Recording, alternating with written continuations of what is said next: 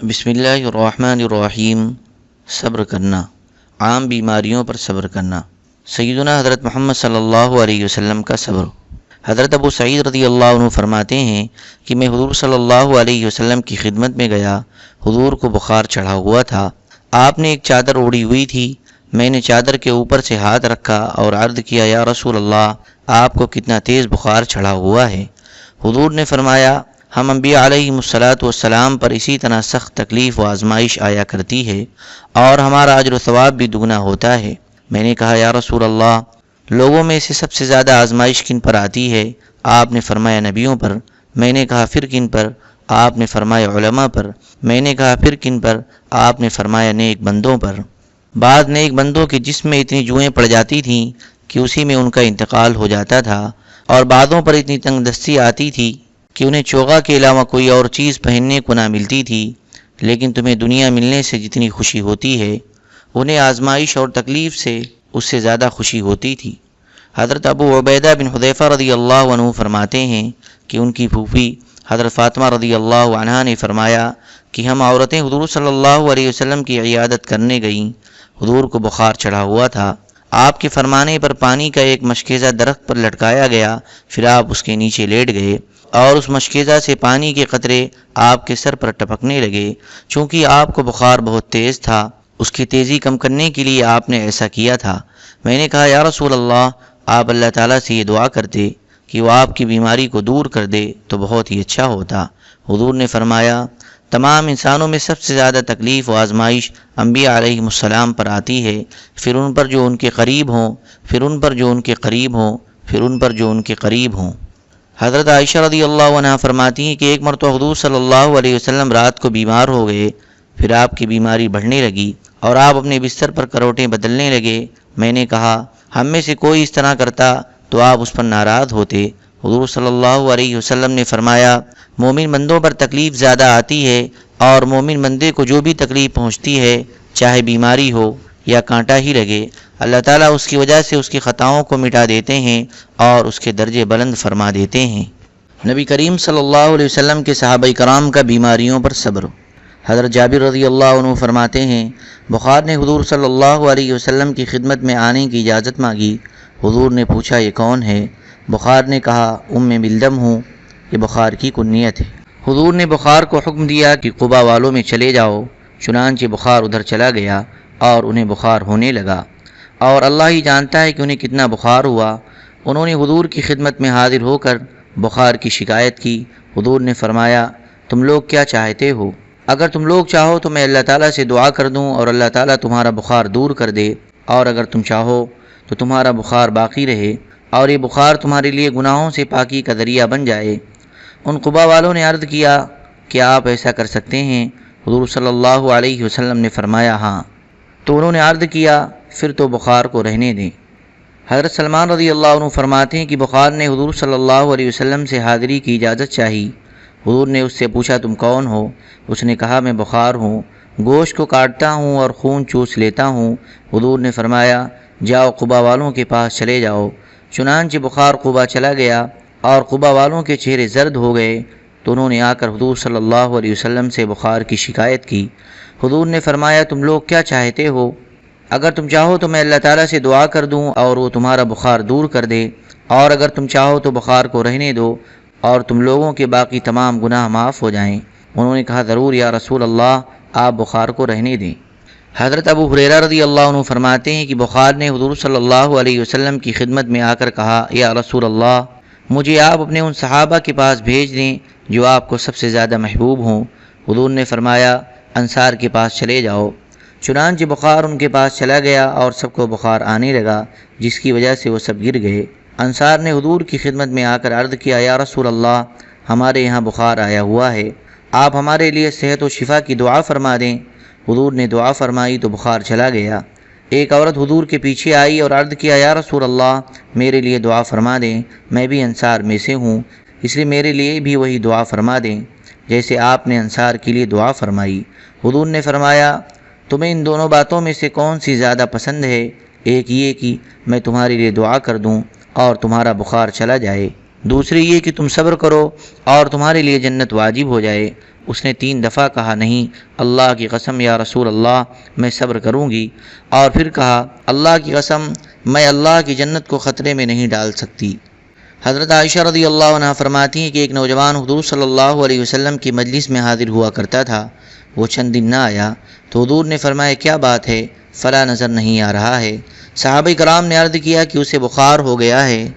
حضور صلی اللہ علیہ وسلم نے فرمایا اٹھو اس کی عیادت کے لیے چلیں۔ جب حضور اس نوجوان کے گھر میں اس کے پاس گئے تو وہ رونے لگا۔ حضور صلی اللہ علیہ وسلم نے اس سے فرمایا مت رو، کیونکہ حضرت جبرائیل علیہ السلام نے مجھے خبر دی ہے کہ بخار میری امت کے لیے جہنم کے بدلے میں ہے۔ حضرت ابو صفر رحمۃ اللہ علیہ کہتے ہیں کہ ایک مرتبہ حضرت ابو بکر رضی اللہ عنہ بیمار ہوئے تو کچھ لوگ ان کی عیادت کرنے آئے اور انہوں نے عرض کیا اے خلیفہ رسول اللہ، کیا ہم آپ کے لیے کسی طبیب کو نہ بلا لائیں جو آپ کو دیکھ لیں؟ حضرت ابو بکر نے فرمایا طبیب مجھے دیکھ چکا ہے، یعنی اللہ تعالیٰ۔ ان لوگوں نے پوچھا پھر اس طبیب نے آپ کو کیا کہا ہے؟ حضرت ابو بکر رضی اللہ عنہ نے فرمایا اس نے کہا ہے کہ میں جو چاہتا ہوں اسے کر گزرتا ہوں۔ حضرت معاویہ بن قرہ رحمۃ اللہ علیہ کہتے ہیں کہ حضرت ابو دردہ رضی اللہ عنہ ایک مرتبہ بیمار ہو گئے تو ان کے پاس ان کے ساتھی آئے اور انہوں نے کہا اے ابو دردہ آپ کو کیا شکایت ہے؟ انہوں نے کہا کہ مجھے اپنے گناہوں سے شکایت ہے۔ انہوں نے پوچھا آپ کیا چاہتے ہیں؟ انہوں نے فرمایا میں جنت چاہتا ہوں۔ انہوں نے کہا کیا ہم آپ کے لیے کسی طبیب کو بلا نہ لائیں؟ انہوں نے فرمایا طبیب نے ہی تو مجھے بیمار کر کے بستر پر لٹایا ہے، یعنی اللہ تعالیٰ نے۔ حضرت عبد الرحمن بن غنم رحمۃ اللہ علیہ کہتے ہیں ملک شام میں طاعون کی وبا پھیلی تو حضرت عمرو بن عاص رضی اللہ عنہ نے فرمایا یہ طاعون تو عذاب ہے، لہذا تم لوگ اس سے بھاگ کر وادیوں اور گھاٹیوں میں چلے جاؤ۔ یہ بات جب حضرت شرحبیل بن حسنہ رضی اللہ عنہ کو پہنچی تو انہیں غصہ آ گیا اور فرمایا حضرت عمرو بن عاص غلط کہتے ہیں، میں تو شروع زمانے میں مسلمان ہو کر حضور صلی اللہ علیہ وسلم کی صحبت اختیار کر چکا تھا، اور ان دنوں حضرت عمرو بن عاص تو اپنے گھر والوں کے اونٹ سے زیادہ گمراہ تھے، یعنی وہ کافر تھے۔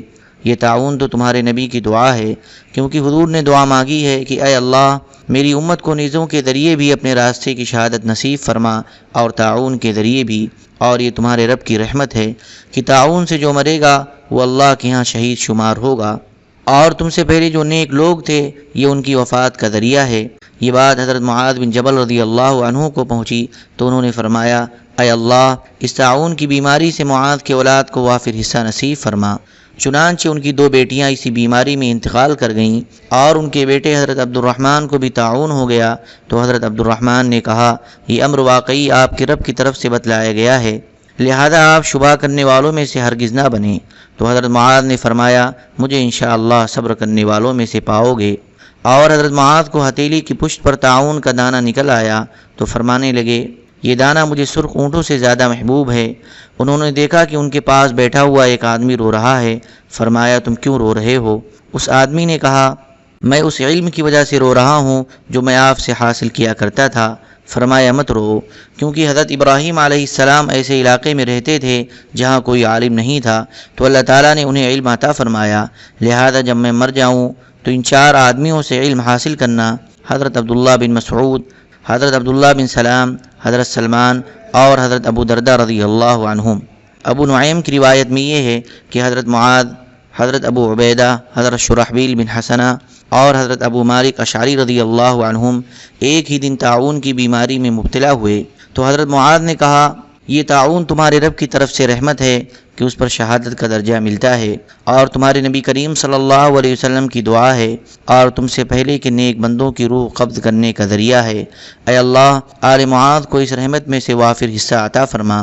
ابھی شام نہیں ہوئی تھی کہ ان کے بیٹے حضرت عبد الرحمن تعاون میں مبتلا ہو گئے۔ یہ ان کے سب سے پہلے بیٹے تھے اور اسی کے نام سے ان کی کنیت ابو عبد الرحمن تھی، اور حضرت معاذ کو اس سے سب سے زیادہ محبت تھی۔ حضرت معاذ مسجد میں آئے تو دیکھا کہ ان کا بیٹا عبد الرحمن بہت بے چین ہے تو انہوں نے کہا اے عبد الرحمن تم کیسے ہو؟ عبد الرحمن نے جواب میں کہا اے ابا جان یہ امر واقعی آپ کے رب کی طرف سے ہے، آپ شک کرنے والوں میں سے ہرگز نہ ہوں۔ حضرت معاذ نے فرمایا اور انشاءاللہ تم مجھے صبر کرنے والوں میں سے پاؤ گے۔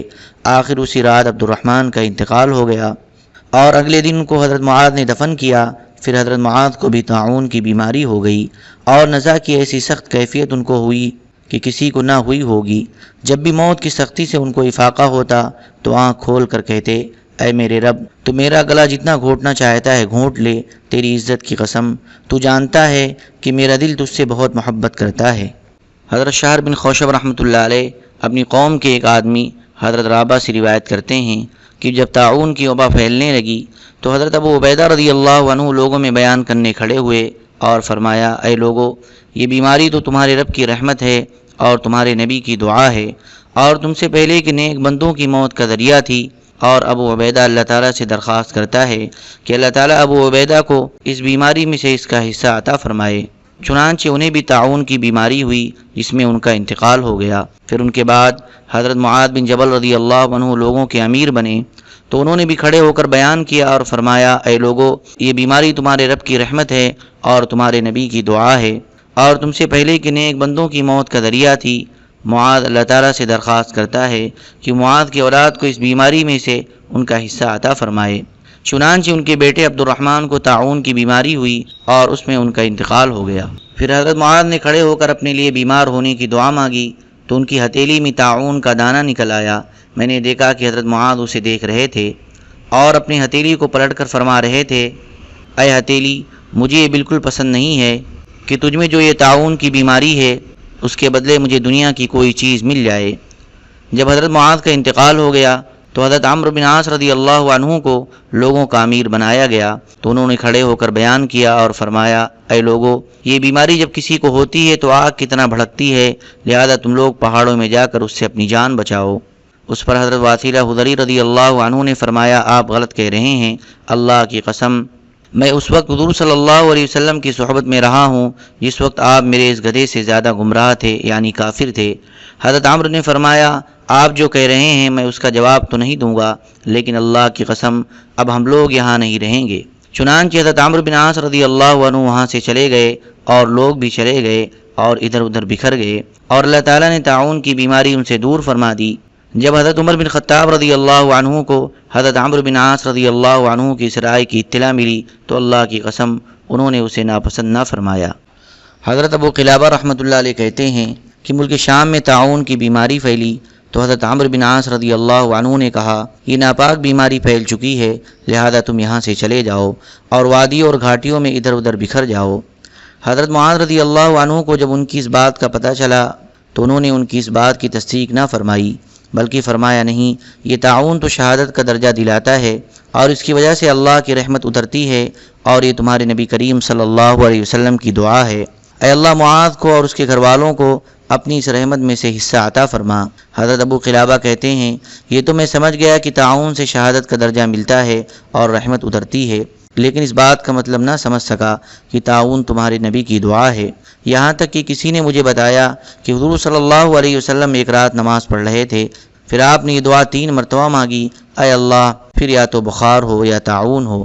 صبح کو حضور صلی اللہ علیہ وسلم کے گھر والوں میں سے کسی نے حضور سے کہا، یا رسول اللہ، آج رات میں نے آپ کو ایک خاص دعا مانگتے ہوئے سنا۔ حضور نے فرمایا، اچھا تم نے وہ دعا سن لی؟ اس نے کہا، جی ہاں۔ حضور صلی اللہ علیہ وسلم نے فرمایا، میں نے اپنے رب سے یہ دعا مانگی کہ میری امت قحط ساری سے ہلاک نہ ہو، اللہ تعالیٰ نے یہ دعا قبول فرما لی، اور میں نے یہ دعا مانگی کہ ان پر ایسا دشمن مسلط نہ ہو جو ان کو جڑ سے اکھیڑ دے اور بالکل ختم کر دے، اور یہ بھی دعا کی کہ ان کا آپس میں اختلاف نہ ہو، ان کے مختلف گروہ نہ بنے اور ان میں آپس میں لڑائی نہ ہو، لیکن یہ آخری دعا قبول نہ ہوئی اور اس کا مجھے انکار ہو گیا۔ اس پر میں نے 3 مرتبہ عرض کیا کہ پھر میری امت کو بخار ہو یا طاعون ہو۔ حضرت عروہ بن زبیر رضی اللہ عنہ فرماتے ہیں کہ طاعون امواس ملک شام کی ایک جگہ کا نام ہے، سے حضرت ابو عبیدہ بن جراح رضی اللہ عنہ اور ان کے گھر والے بچے ہوئے تھے، تو انہوں نے یہ دعا مانگی، اے اللہ، ابو عبیدہ کے گھر والوں کو اس بیماری میں سے حصہ نصیب فرما۔ چنانچہ حضرت ابو عبیدہ کی چھوٹی انگلی میں طاعون کی پھنسی نکل آئی تو اسے دیکھنے لگے۔ کسی نے کہا کہ یہ تو چھوٹی سی ہے، کچھ بھی نہیں ہے، تو فرمایا، مجھے اللہ کی ذات سے امید ہے کہ وہ اس پھنسی میں برکت نصیب فرمائیں گے، اور جب اللہ تعالیٰ تھوڑی چیز میں برکت ڈالتے ہیں تو وہ زیادہ ہو جاتی ہے۔ حضرت حارث بن عمیرہ حارثی رحمۃ اللہ علیہ کہتے ہیں کہ حضرت ابو عبیدہ بن جراح رضی اللہ عنہ کو طاعون کی بیماری ہوئی تو حضرت معاذ بن جبل رضی اللہ عنہ نے حضرت حارث کو حال پوچھنے کے لیے حضرت ابو عبیدہ کی خدمت میں بھیجا۔ حضرت ابو عبیدہ نے حضرت حارث کو طاعون کی پھنسی دکھائی جو ان کی ہتھیلی میں نکلی ہوئی تھی۔ حضرت حارث نے جب یہ پھنسی دیکھی تو وہ ڈر گئے کیونکہ انہیں یہ پھنسی بڑی معلوم ہوئی۔ اس پر حضرت ابو عبیدہ نے اللہ کی قسم کھا کر کہا کہ مجھے یہ بالکل پسند نہیں ہے کہ مجھے اس پھنسی کی جگہ سرخ اونٹ مل جائیں۔ اللہم صلی علی سیدنا وعلی آل سیدنا وحبیبنا ومحبوبنا ومولانا محمد وبارک وسلم سبحان ربک رب العزت عما یصفون وسلام علی المرسلین والحمد للہ رب العالمین۔